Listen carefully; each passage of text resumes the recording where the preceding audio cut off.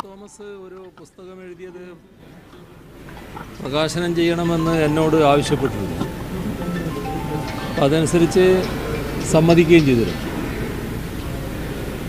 പക്ഷെ അതുമായി ബന്ധപ്പെട്ട് ചില വാർത്തകൾ വന്നു. ഇന്ന് KC ജോസഫ് MLA അതുമായി ബന്ധപ്പെട്ട് ചില നിയമപ്രശ്നങ്ങൾ ചൂണ്ടിക്കാണിച്ച് ഒരു കത്ത് തരികയുണ്ടായി. അപ്പോൾ അങ്ങനെ വന്നപ്പോൾ നിയമപ്രശ്നങ്ങൾ പരിശോധിക്കാൻ വേണ്ടി ലോ സെക്രട്ടറിക്ക് കൊടുത്തു. അപ്പോൾ ലോ സെക്രട്ടറിയുടെ അഭിപ്രായം അതിൽ ചില പ്രശ്നങ്ങളുണ്ട് എന്നാണ്. അങ്ങനെ പ്രശ്നങ്ങളുള്ള ഒരു സാഹചര്യത്തിൽ പിന്നെ ഞാൻ പോകുന്നത് ഭംഗിയല്ലായിരുന്നു. അതുകൊണ്ട് ഞാൻ പോകുന്നില്ല. അതെല്ലാം പിന്നെ മറ്റു കാര്യങ്ങളല്ല, മറ്റ് പിന്നെ പരിശോധിച്ചൊക്കെ തീരുമാനിക്കേണ്ട കാര്യങ്ങളല്ല.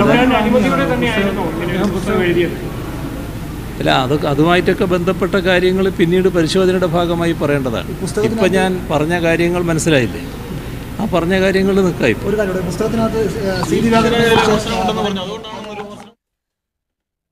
സെയ്ഫ് സൈനുലാബ്ദീൻ വിവരങ്ങളുമായി തിരുവനന്തപുരത്ത് നിന്ന്. സെയ്ഫ്, മുഖ്യമന്ത്രി വിശദീകരിക്കുന്നത് പൂർണ്ണമായും അതിൽ ചട്ടലംഘനത്തിൻ്റെ പ്രശ്നമുണ്ട് എന്ന് ബോധ്യപ്പെട്ടതുകൊണ്ടാണ് അങ്ങനെ പോവാതിരുന്നത് എന്നാണ്. അപ്പോൾ സർക്കാരിനെ പ്രതിസന്ധിയിലാക്കുന്ന ഏറ്റവും പ്രധാനപ്പെട്ട ചോദ്യം അവശേഷിക്കുകയാണോ? അങ്ങനെയെങ്കിൽ സർക്കാരിൻ്റെ അനുമതിയില്ലാതെ എങ്ങനെ പുസ്തകം എഴുതിയെന്നത്? അത്തരത്തിൽ പ്രധാനപ്പെട്ട ചോദ്യം തന്നെ ഇവിടെ നിലനിൽക്കുന്നു നിഷാദ്. കാരണം നിയമ സെക്രട്ടറിയോട് മുഖ്യമന്ത്രി നിയമോപദേശം തേടിയതായി വ്യക്തമാക്കുന്നുണ്ട്. നിയമോപദേശം തേടിയപ്പോൾ സ്വാഭാവികമായിട്ടും ചില നിയമപ്രശ്നങ്ങളുണ്ടെന്ന് നിയമ സെക്രട്ടറിയായ BG ഹരീന്ദ്രനാഥ് മുഖ്യമന്ത്രി അറിയിക്കുകയും ചെയ്തു. ഇതിന്റെ അടിസ്ഥാനത്തിലാണ് ഞാൻ ചടങ്ങിൽ നിന്ന് വിട്ടുനിന്നതെന്നാണ് മുഖ്യമന്ത്രി ഇപ്പോൾ നൽകുന്ന വിശദീകരണം. സ്വാഭാവികമായിട്ടും അതിലേതോ ചട്ടലംഘനം നടന്നിട്ടുണ്ട് എന്ന് മുഖ്യമന്ത്രിയുടെ വാക്കുകളിൽ നിന്നും നിയമ സെക്രട്ടറിയുടെ നിയമോപദേശത്തിൽ നിന്ന് വ്യക്തമാക്കുന്നുണ്ട്.